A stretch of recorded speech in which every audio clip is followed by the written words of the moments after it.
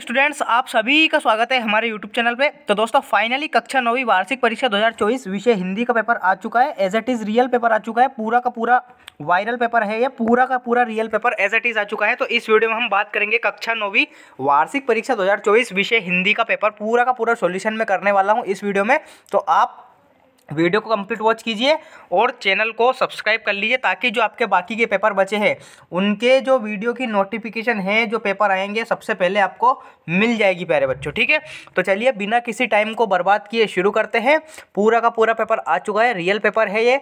कक्षा 9वीं वार्षिक परीक्षा 2024 विषय हिंदी 75/75 आप प्राप्त करके आओगे अगर आपने इस वीडियो को कर लिया। और अगर इस वीडियो को आप नहीं करके जा रहे हैं तो बहुत बड़ी आप गलती करने जा रहे हैं, क्योंकि परीक्षा हाल में आपको रोना पड़ेगा, पछताना पड़ेगा। ठीक है, तो इस वीडियो को आप कंप्लीट वॉच करके जाइए।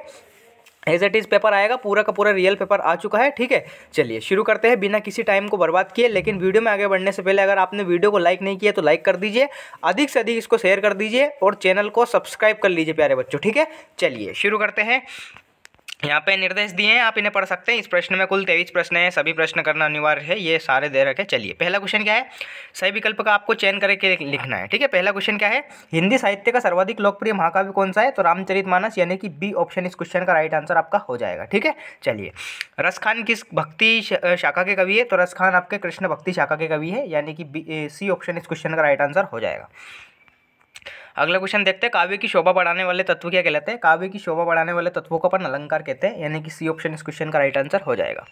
किस पक्षी ने सालिम अली के जीवन की दशा को बदल दिया था? गौरैया ने बदल दिया था, तो सी ऑप्शन इस क्वेश्चन का राइट आंसर आपका हो जाएगा। अगला देखते हैं, सेनापति पद में समास बताइए। तो सेनापति में आपका तत्पुरुष समास है। ठीक है, ये ए ऑप्शन इस क्वेश्चन का राइट आंसर आपका हो जाएगा।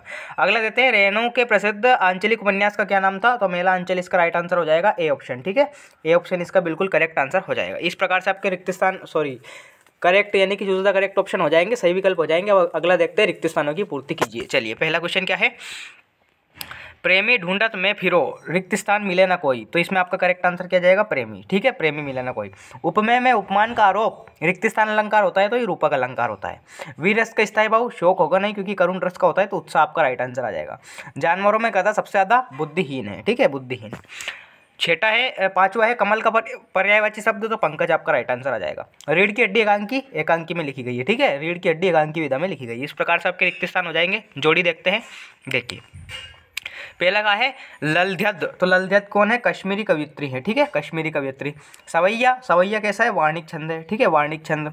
आग का तत्सम अग्नि होगा। ठीक है, हरिशंकर परसाई हंसते हंसते रोते हैं। ठीक है, इंद्र का पर्यायवाची सुरपति। बागलकोट कर्नाटक का छोटा सा कस्बा। ठीक है, इस प्रकार से आपकी जोड़ी हो जाएगी पूरी की पूरी। चलिए अगला देखते हैं, निम्नलिखित शब्दों के एक वाक्य में उत्तर रसखान किसके भक्त हैं? तो रसखान श्री कृष्ण के भक्त हैं। ठीक है, श्री कृष्ण। ठीक है, श्री कृष्ण इस क्वेश्चन का राइट आंसर आ जाएगा। दोहा के प्रथम चरण में कितनी मात्राएं होती है? तो दोहा के प्रथम और तृतीय चरण में 13-13 मात्राएं होती है, जबकि द्वितीय और चतुर्थ चरण में 11-11 मात्राएं होती है। ठीक है, हिंदी का उपन्यास सम्राट किसे गाया गया है? तो हिंदी का उपन्यास सम्राट मुंशी प्रेमचंद को कहा गया है। ठीक है, मुंशी प्रेमचंद, ये इस क्वेश्चन का राइट आंसर आपका आ जाएगा डियर स्टूडेंट्स। ठीक है, मुंशी प्रेमचंद।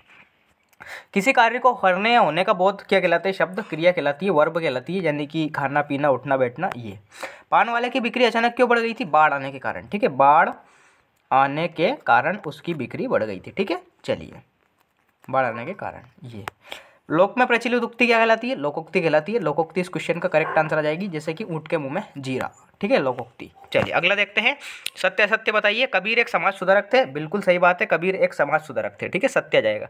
संचारी भावों की संख्या 35 होती है? नहीं, संचारी भावों की संख्या 33 होती है, 33, इसलिए इसमें असत्य आ जाए। अगला क्या है, मंगोला का मुंह लाल होता है। बिल्कुल सही बात है, मंगोल यानी कि विदेशी लोग का मुंह लाल होता है। ठीक है, सही बात है, सत्य आ जाएगा। कहानी गद्य की गौण विधा में आती है? नहीं, कहानी गद्य की प्रमुख विधा में आती है, गौण विधा में नहीं आती। गौण विधा में कौन कौन से आते हैं? जैसे कि आपके संस्मरण हो गया, रेखाचित्र हो गया, ठीक है, यात्रा वृत्तांत हो गया, पत्र लेखन, डायरी, ये आते हैं आपके गद्य की गौण विधा में। प्रमुख विधा में कौन कौन से आते हैं? नाटक, एकांकी, जीवनी, आत्मकथा, ये वाले। ठीक है, कहानी, उपन्यास, निबंध। भूपति में ती उपसर्ग है? नहीं, भूपति में ती तो प्रत्यय है, भूपति में भू उपसर्ग है, इसलिए इसका असत्य आ जाएगा। लेखिका मृदुला गर्ग की तीसरी नंबर की बहन का नाम चित्रा था, बिल्कुल सही बात है, 37 क्वेश्चन का राइट आंसर आ जाएगा। ठीक है, इस प्रकार से आपके कंप्लीट ऑब्जेक्टिव का सॉल्यूशन मैंने बता दिया है। अब अगला चलते हैं प्रश्न 6। प्रश्न 6 क्या पूछा गया है, कवि पंत ने गांव को मरकत डिब्बे सा खुला क्यों कहा है, और मानसरोवर से कबीरदास का क्या आशय है। बिल्कुल दोनों क्वेश्चन इजी आप कर सकते हैं। भक्ति काल के दो कवि के नाम और दो रचनाएं, बिल्कुल आप कर सकते हैं। रामचरितमानस गोस्वामी तुलसीदास, ठीक है, और सूरदास सूर सागर साहित्य लहरी, ठीक है, सूरसावली सूर सारावली, और अपने क्या बोलते हैं कबीर का लिख सकते हैं आप बीजक, और मलिक मोहम्मद जायसी का लिख सकते हैं पद्मावत। ठीक है, तो मैंने 4 बता दिया, आप कोई से भी 2 कर सकते हैं। नई कविता के 2 कवियों का नाम, नरेश मेहता आप लिख सकते हैं, भवानी प्रसाद मिश्र लिख सकते हैं, इनकी रचना क्या है, सन्नाटा गीत फरोश, ये आप लिख सकते हैं, बिल्कुल ईजी क्वेश्चन है। ठीक है, अगला देखते हैं, यहाँ पे मैंने आंसर भी दे दिए हैं कबीरदास के, ये देखिए रैदास बानी नानक देव, ये भक्तिकाल जो आपके हैं उनका है आंसर। अगला देखते हैं, छायावाद के प्रमुख 2 विशेषताएं, बिल्कुल आप कर सकते हैं। छायावाद की 2 विशेषताएं, नारी के प्रति सम्मान और प्रकृति चित्रण। नई कविता की 2 विशेषता कर सकते हैं, सुमित्रानंद पंत और कबीरदास का काव्य सौंदर्य लिखिए। देखिए सुमित्रानंद पंत ने प्रकृति चित्रण किया है, प्रकृति के चितेरे कवि है ये।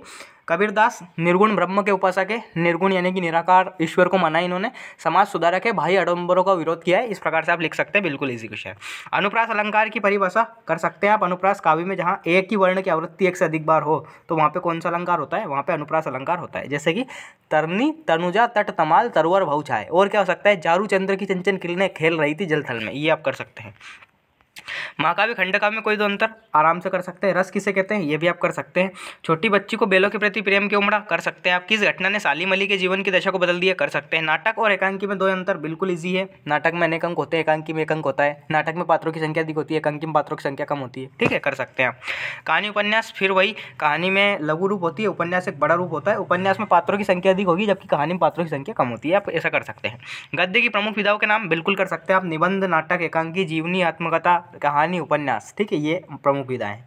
डायरी विधा का सामान्य परिचय दे सकते हैं आप। मुंशी प्रेमचंद अथवा महादेवी वर्मा की कोई 2 रचना लिखते हुए साहित्य में स्थान लिखिए। देखिए मुंशी प्रेमचंद की 2 रचना है, कर्मभूमि, सेवा सदन, गोदान, ये इनके उपन्यास है। जबकि इनकी कहानियां हैं पंच परमेश्वर, बूढ़ी काकी, पूस की रात, ये इनकी कहानियां हैं। ठीक है, तो आप ये कर सकते हैं।